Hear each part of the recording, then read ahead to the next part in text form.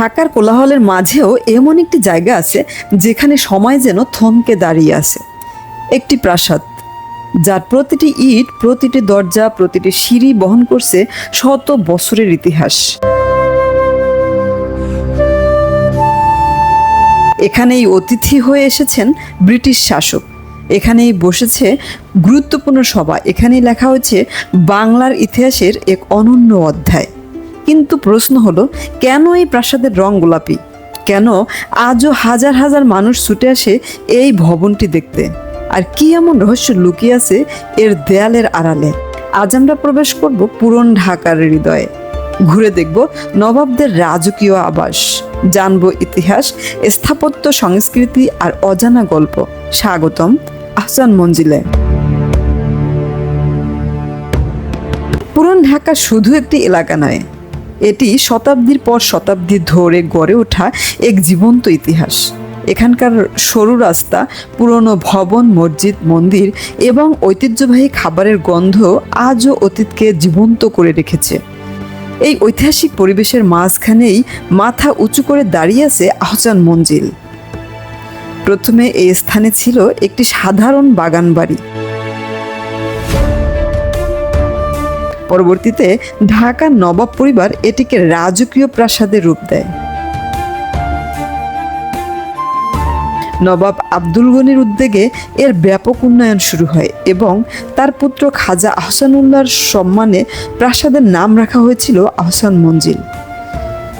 এরপর এটি হয়ে ওঠে ঢাকার নবাব পরিবারের প্রধান আবাসন।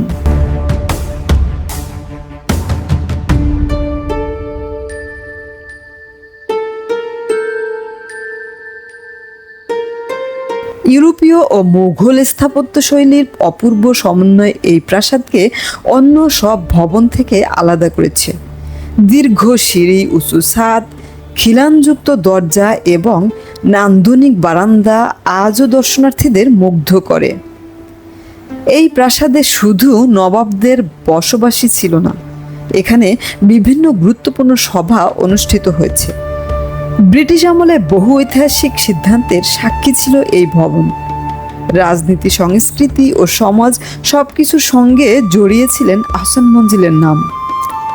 বর্তমানে এটি একটি জাদুঘর।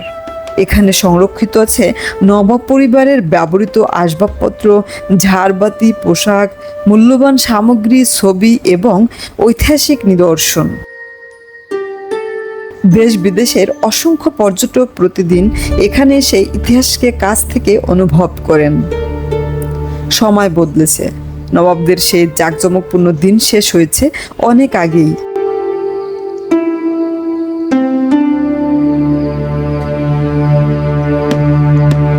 কিন্তু ইতিহাস কখনো হারিয়ে যায় না। আহসান মঞ্জিল আজও দাঁড়িয়ে আছে অতীতকে বর্তমানের সঙ্গে যুক্ত করে।